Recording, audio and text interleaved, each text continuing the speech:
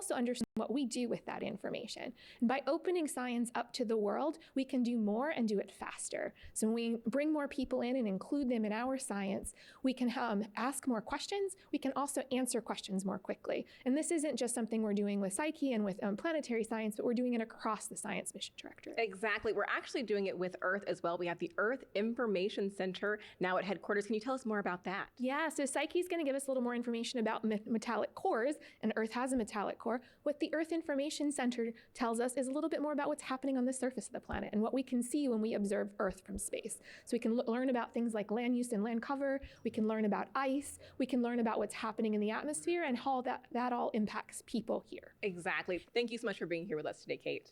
Thank you for having me. NASA and the Psyche mission team love engaging with the public and especially students. One program invited undergrads to share their creative works inspired by Psyche. So let's take a look at some of those submissions now. Yeah. This is awesome. That's so I cool. love the way that we have artists and dancers and poets and writers and playwrights, and this is spectacular, beautiful views. There's the colors there's our mission color theme right there. Yeah. And I love 16 Psyche is scripted right there, really with pretty. the spacecraft with its deployed solar panels. Yeah. Yeah, this is just beautiful stuff. Look at that. That's cool. Look at the detail on Psyche there. Are your pictures going to look as good? Just exactly. Yes, we certainly hope so. But boy, it's just beautiful fun to imagine. Yeah, and it's so cool to see that both science and art, they can inspire one another. Absolutely. So, Expect lots of signal, hard to be stuck. Now, if you want to see more artwork and other projects inspired by Psyche, take out your phone and scan another QR code we have for you on your screen. This one's going to take you to psyche.asu.edu/get-involved. Okay, and I do know that you have other space art. You're just so full of demos and props. I love it. Space rocks, right? So I have a couple more space rocks. This is a slice of an iron meteorite. Let's see if I can hold it up to the camera there. It's a slice of an iron meteorite that's been polished.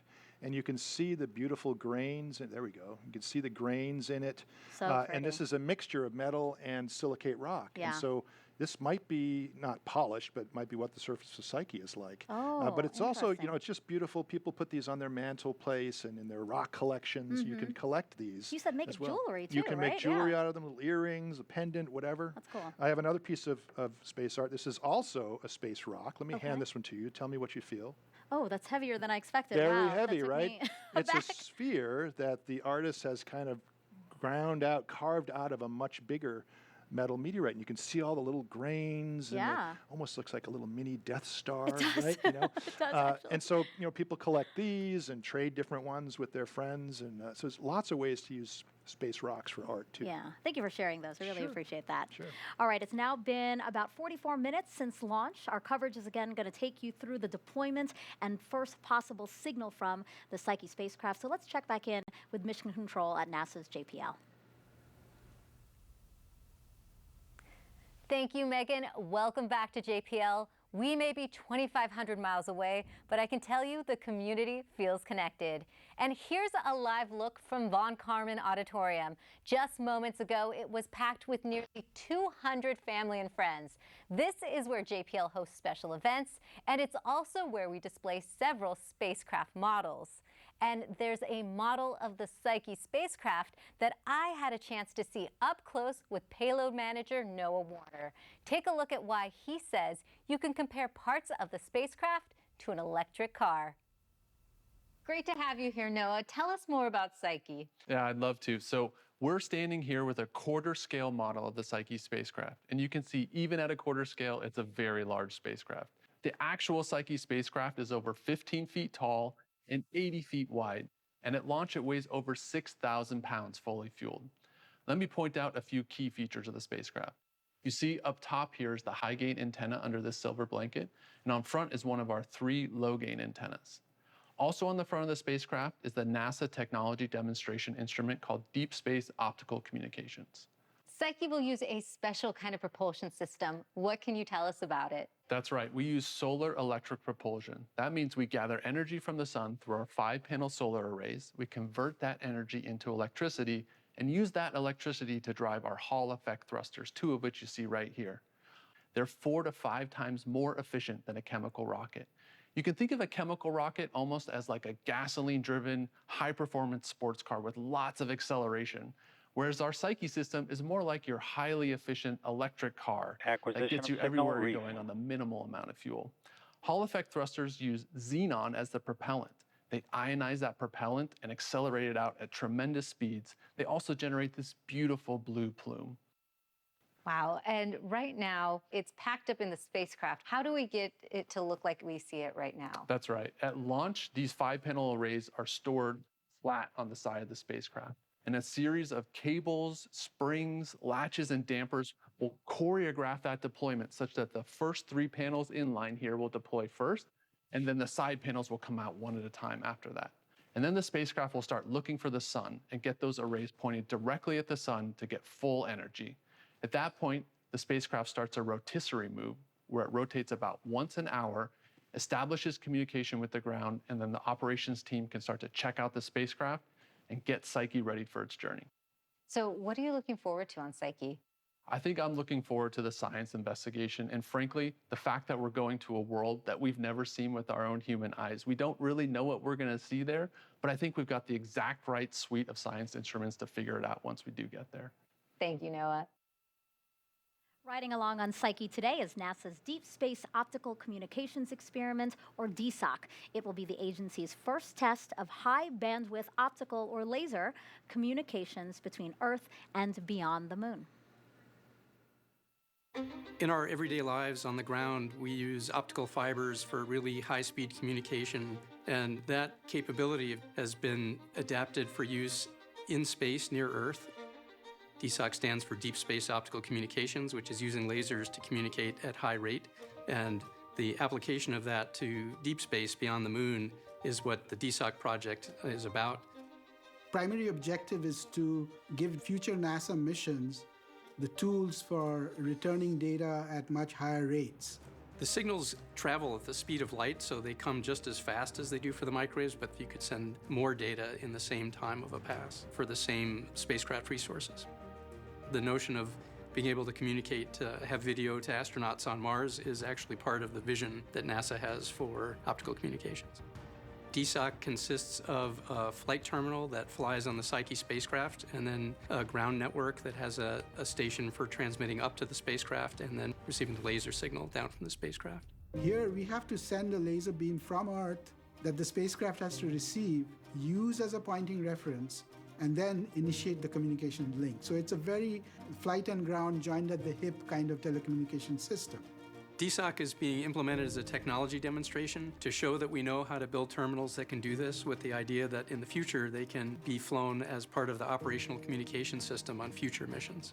And we designed the terminal to operate out to about Mars' farthest distance. And Psyche on its cruise actually does a Mars flyby, so it's an excellent vehicle for the demonstration of deep space optical communication. DSOC is the first time that there'll be optical communication demonstrated beyond the moon.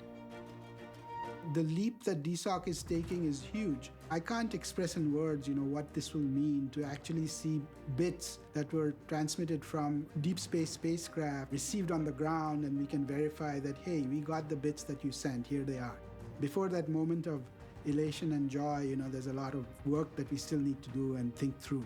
And so this is a stepping stone for a future operational capability that NASA's committed to. There's a lot of activity in space and a lot of collaborative work that goes on, and it's very exciting to be part of. MVAC engine chill, burn 2. Now to tell us more about DSOC, we have its operations lead, Mira Srinivasan, with Jasmine. Thank you, Megan. So Mira, we just saw a beautiful launch, but now the work really starts for DSOC. So what does mission success look like to you? Right. So, the purpose of doing optical communications is to be able to transmit much higher data rates than what we can do now with radio frequency systems. So for us, the bottom line or ultimate measure of success would be for us to demonstrate those target data rates that we've established for ourselves over the course of the mission. But just kind of beyond that, I think this is a technology demo. So what we really want to do is learn. And we have deployed all kinds of technologies, both on the flight side as well as on the ground side, in order to achieve these goals. So really, what we'd like to do is get enough data back so that we can understand, do our models work, how does our hardware perform, and what we can do to improve our operational concepts so that we can kind of mature this technology and bring it to the point where it can be fielded operationally. So that's mission success, is basically learning as much as we can. Right, we're looking forward to that. And you're mentioning this data. So what information will DSOC be transmitting?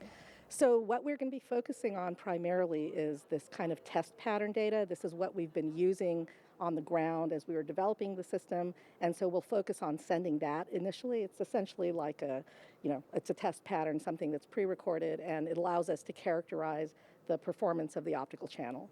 Right, and Mira, I mean, this is going to be a long-term mission for Psyche, but how soon do we expect to hear back from DSOC? So provided that all the checkouts go as planned, approximately 40 days after launch, we hope to be getting some data down. Okay, great. We're looking forward to that. Mira Srinivasan, thank you so much for being here today. Well, thank you for having me. Of course. Megan and Jim, back to you. Now let's get to some social questions again. Jim, you've been doing a great job of answering them, so I hope you can continue your streak. Let's do it. All right, let's play the first video. Hi, I'm Diego, and I'm from Serrano Elementary School in Moreno Valley, California. My question is, how long will it take Psyche to orbit the asteroid?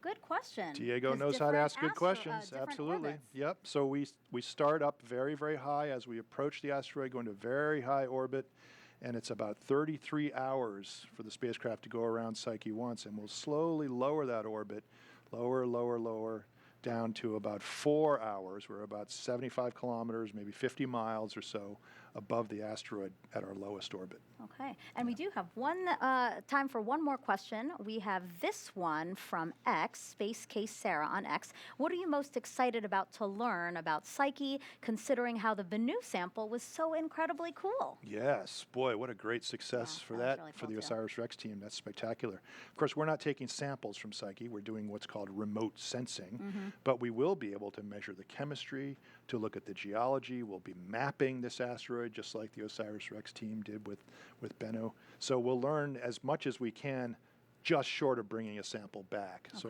maybe in the future, decades hence, maybe we will go and bring some samples back from Psyche. But this mission will pave the way for that. Okay, looking forward to maybe that. Let's do it. All right, thanks again. If you haven't sent in questions yet, there's still time. Again, use #AskNASA. Okay, we've been following along with the Falcon Heavy's second stage as it continues its journey out with Psyche. Let's bring back NASA's Daryl Nail and Mick ignition, Woltman burn 2. for the next operational milestones in this mission. Guys, go ahead. Yeah, and there you just heard it, and you can see it. The engines start for the second time on the second stage of the Falcon Heavy rocket, now flying through space close to the country of Australia. And you can see it there. We've been tracking it all along, watching the fuel get prepped and prepared to restart that engine. Mick, this burn, roughly about 2 minutes and 9 seconds. Yeah, this burn's very important to get Psyche on its way. And Daryl, as you said, we've been tracking that. And as throughout that 45-minute coast phase, there have been call-outs for different ground stations that have been used around the United States, or around the world, actually, to track this second stage. And you and I have been continuing to watch that telemetry. And this vehicle so far has performed very well today, and looking forward to this final burn to get ready for spacecraft deployment. Those tracking stations that you mentioned, as we've heard them called out throughout the broadcast, also helpful with bringing us this picture right here, that high definition video pictures from space, which we greatly appreciate seeing and are able to show you exactly what's happening. As the spacecraft approaches the northwest coast of Australia, it will continue flying over the Indian Ocean. We will get ready to end that second burn and then prepare for the big moment, Mick, and that's separation of the Psyche spacecraft. Yeah, and that's what Jim and I know all his team are excited about. We are too. Great successful launch today, watching that Falcon Heavy come back, those 2 side boosters land. But it's all about the Psyche spacecraft in this mission, and that's what we're very happy to be doing today, to deliver this on orbit and get Psyche on its way. And we are so happy to be a partner with JPL and the Psyche team to do that. So very looking forward to that video of separation.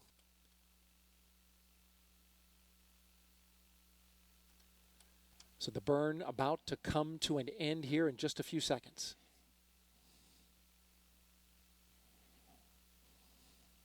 MVAC shutdown.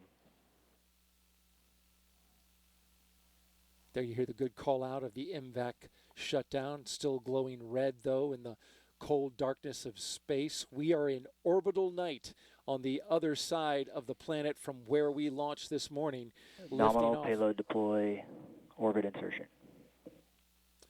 Confirming the orbital insertion there. So yeah, it's confirming that we hit our mark exactly on that trajectory and where we needed to drop Psyche, get ready to drop Psyche off, as Jarmaine had pointed out earlier in a segment on the trajectory. So that's really good to hear that Stage 2 performed perfectly today, and we're getting ready for this last little coast prior to Psyche deployment. As you can see, the spacecraft right there on the front of Stage 2. Yeah, there it is, the Psyche spacecraft attached to the second stage, the camera looking forward where we can see that will be the image we will be looking at when separation happens, and we'll be tracking that as it goes along, of course. We lifted off today at 10:19:43 a.m. Eastern Time, 14:19:43 UTC time, and we've been flying for almost an hour now. And again, the teams at JPL certainly paying close attention, along with both here in California, or there in California and here in Florida. They're locked into this moment about separation. Yeah, spacecraft team I know is excited about this moment, and the launch vehicle team is actually continuing to watch as they secure the launch pad here, and everything's going well. So teams are excited for this moment here. This is what it's all about, spacecraft separation. And here is some of that team at the Mission Director Center in Florida, and now you're looking at the team in Pasadena, California at JPL, the Jet Propulsion Laboratory. This is the control room where they will run Psyche. We'll be monitoring the second stage and Psyche as they fly, and we'll be back in just a little bit. But for now, we'll send it back to Megan and Jim. Really loving those live views that we're seeing of the spacecraft there. So why don't we actually, head back on over to JPL in California to hear what's happening now as they check out the spacecraft.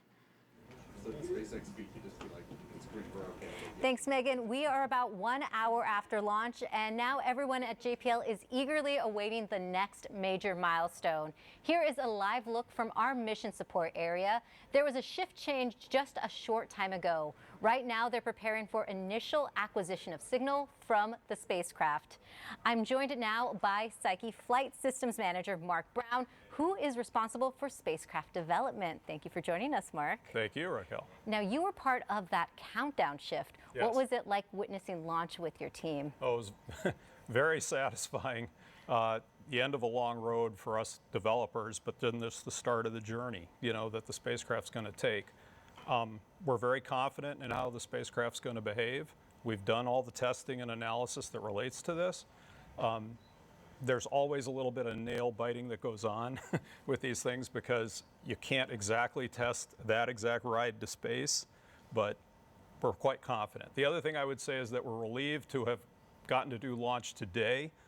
There's a lot of moving parts with these launches. As you know, we got people in Florida, people here, people working off shift times, and just knowing that we're launched will allow everybody in their personal lives to kind of settle down. We now know what the schedule will be, going on from here. So. And what can we expect to see next from Psyche now that it started its journey? Right. What's really going to happen just in a matter of moments is we separate from the launch vehicle, and now the vehicle's really on its own. On the ride up, it was on battery power. So when we get those solar arrays deployed, we'll be looking to basically get to the arrays on sun, okay? And then we'll be looking for that first signal. And the first signal isn't necessarily a data stream like you would think about. Anybody of you that, in your house, if you're looking for your Wi-Fi, you can see that signal, but you don't necessarily start getting, Google and on the internet, right? So the carrier comes in first, and then we'll kind of sync up and we should get the data coming in. And what kind of data will you expect to see from Psyche? There's a range of, first of all, I'll say, is that, the spacecraft exists to carry the science instruments, but the science instruments are hibernating. They are off for launch. So we don't really see anything from the instruments themselves. We get some temperature data and, and some health data on those instruments. But what we're probably most interested to see is, are we power positive? Is the battery recharging, or are we still draining it? And then we're also going to be looking for, are all the temperatures kind of within safe limits, nothing too hot and nothing too cold? And those will be big indicators of you know, that we're good to go. Well, thank you so much for that information, Mark, and joining us today. Thank you. Back to you, Megan.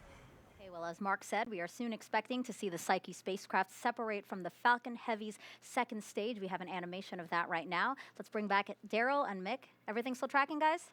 It certainly is, Megan. We are watching now, as you can see on your screen, the Psyche spacecraft looking forward from the second stage, as well as keeping a track on what's behind it as well, going between the two views. But Acquisition of signal, Hobart. And there's just a call out that they've reached their next tracking station along the path that Psyche is taking.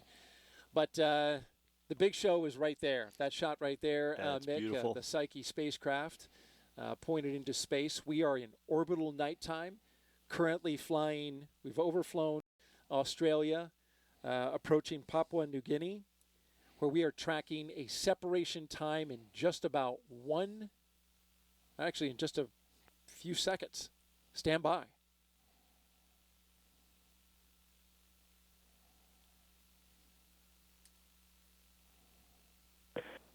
Psyche payload separation confirmed. There it is. The Psyche spacecraft going off into deep space. That is 2.2 billion mile journey. Yeah, I'm going to tell you that is an amazing shot right there. It is I'm so excited to see that. Probably not as excited as Jim, who's up at the host desk right now, but that is an awesome shot to see Psyche leaving the stage 2. You see the team right there in the lower left-hand right corner. They are anxious as they see their baby go off into space towards an asteroid named Psyche, same as the mission. As you look at that Psyche spacecraft, you see the large diameter circle, which is where it attached to the payload adapter. That circle down at the bottom, that's a low-gain antenna. And that low-gain antenna will play a key role. It's got 3 of them. There's 2 more on either side. So if that one is the bottom, there's 2 on either side. It will play a key role on when we get that carrier signal that we just heard JPL talking about. Yeah, I'm going to tell you, in all my years of doing launches, Daryl, that was a beautiful sight. I think that's the longest I've been able to see a spacecraft deploy. So that's an amazing job by the SpaceX team on that camera work on the second stage. And so we'll keep tracking this as well, listening in for that signal. Momentarily, we're actually going to put up a waveform monitor where we're actually going to be looking at the signal, whether or not we can see, actually looking to see whether it comes in or not. That is a little more inexact because, as he described, JPL in the earlier interview, that spacecraft is going to start rotating as they try to lock that low gain antenna to a receiving station back here on Earth that JPL will see. Yeah, I like the way he described it, like your Wi-Fi in your house, right? You find a signal, but you don't quite start receiving data and getting on the internet yet. That's kind of what they're looking for from the spacecraft here, that low gain carrier signal that they can know where Psyche is and that they've made contact with it, and then they'll continue to monitor that and so that they can then sync up and start getting the data and then starting their next 100 days of operation with the Psyche spacecraft. All right, we just saw the Psyche spacecraft separate and go off on its journey into deep space towards the Psyche asteroid. We are now monitoring its progress to see when it makes that carrier signal back down to Earth, but we'll send it right now back to our other Earth partners, Jim and Megan. Well, Mick had said it. Mick, there was a lot of excitement here when we saw Psyche separate. But now I feel like there's a little bit more of an anxious feeling because now we're waiting for the carrier signal, right? Yeah, so we've just seen this beautiful wild animal released into its native habitat. Okay. Right? This is where that spacecraft belongs. This is what it was built for. Let's see if it phones home and we get it going. Yeah, exactly. Yeah. And while we wait for that, why don't we take some more social questions? Again, we've asked people to send them in using hashtag AskNASA, and we've gotten a couple of them. So why don't we show the first one now? Hi, my name is Santiago, a student from Seit Elementary School. My question is, why do you guys think Psyche is a core of a planet? these kids are asking awesome I questions. know, I love seeing Santiago, kids that's ask a these great questions. question. So there's three pieces of evidence. One, we can see the colors, the way that the asteroid reflects sunlight. Looks a lot like those metal meteorites I showed you earlier. Also, astronomers can bounce radar waves off of Psyche from the Earth all the way out to the main asteroid belt, and they bounce back and very, very highly reflective, not quite like a mirror, but clearly suggesting metal. And the third piece of evidence is that when we can watch its orbit wiggle a little bit when Mars passes by, or when Jupiter passes by, or when Psyche passes by another asteroid, its orbit changes a little bit. So we can get its mass, we estimate its volume, also from telescope data, and that gives us an estimate of density. And its density, it's heavy. It's not that light granite rock, right? It's more like that heavy metal meteorite, that sphere that you held, right? It's really dense. So we know that there's a metallic component in this one as well. It's one of the densest asteroids we've been able to measure. So you guys do know a lot about it. Now it's about going out there and checking out to see if your hypotheses are correct. True. It's still a point of light to us in the sky. We have to get close to it to turn it into a real world. Okay, let's take another social question now. This one is from Christelle on Twitch. Is there a chance that the asteroid contains water? That's a great question. Yeah. We don't really think so. Okay. But it might have some material on the surface that is more silicate rich, not so metallic. Maybe it was hit by other meteorites like the one that we just brought the samples back from OSIRIS-REx, which turns out to have a bunch of water in it. So there could be little places on the rocky parts of Psyche that have some water, but probably as a whole, we think it's mostly just metallic. Got it. Jim, thank you so much for answering those questions, and thank you to everyone who sent questions in. Okay, so to recap, the Psyche spacecraft has been deployed and is now floating out in space on its own. The launch team is looking to confirm a signal from the spacecraft. So Daryl and Mick, how's that looking?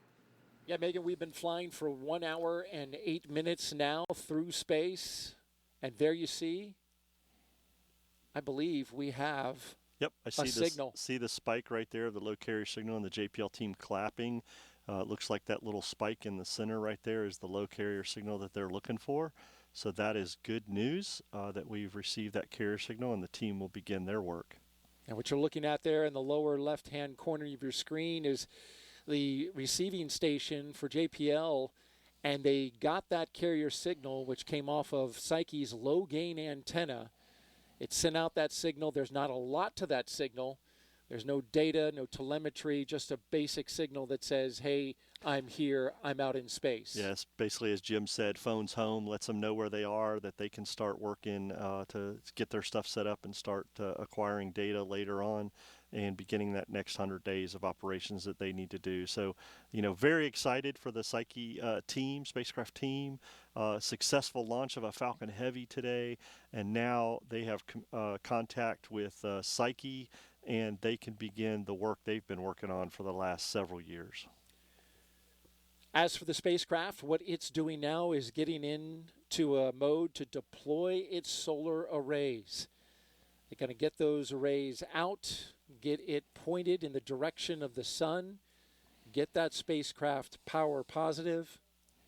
And this is a process that, as they go through that, ultimately will lead to a lock on a telemetry signal, potentially several hours from now, where they can get a data stream and learn about the health of the spacecraft.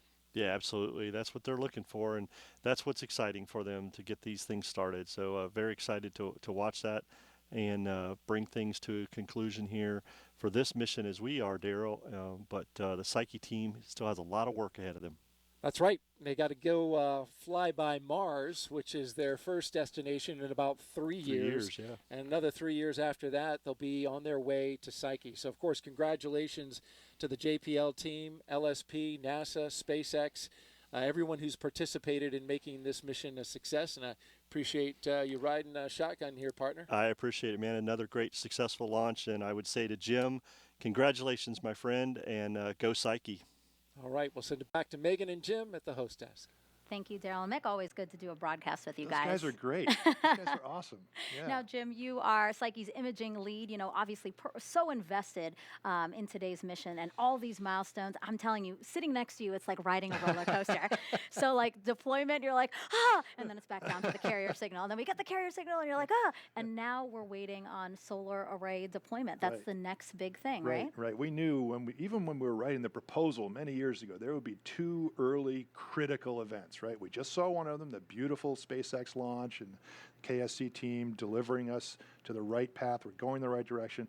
The second one is that deployment of the solar panels. You saw that they're all kind of folded up against the side of the spacecraft, so they need to spring out and deploy so we can go power positive and get that sunlight turned into electricity to run our mission. So a lot still to watch, but you're okay. You're Yeah, feeling okay so far. yes. And I know, again, so many others are sharing in your relief and excitement. Let's get some more reaction from Mission Control at NASA's JPL in California. Raquel, I saw some cheering there once Psyche's carrier signal was confirmed. Megan, that's right. Now let's take a look again into the mission support area. Like you said moments ago, we watched the team cheer and celebrate. Some of them were even standing up for it. But there is still more to come. And we are now joined by Lena Hutchinson, who is part of the Psyche launch team. Now you're the launch activity lead, which means you're in charge of verifying the spacecraft and it's behaving as expected through launch. So Lena, lots of work leading up to this moment. What does this mean for the team? It's really exciting. It's really special to kind of know that the spacecraft is alive and healthy. So that first little blip that we saw was our first indication that separation was successful, and we are on our way to deploying our solar arrays.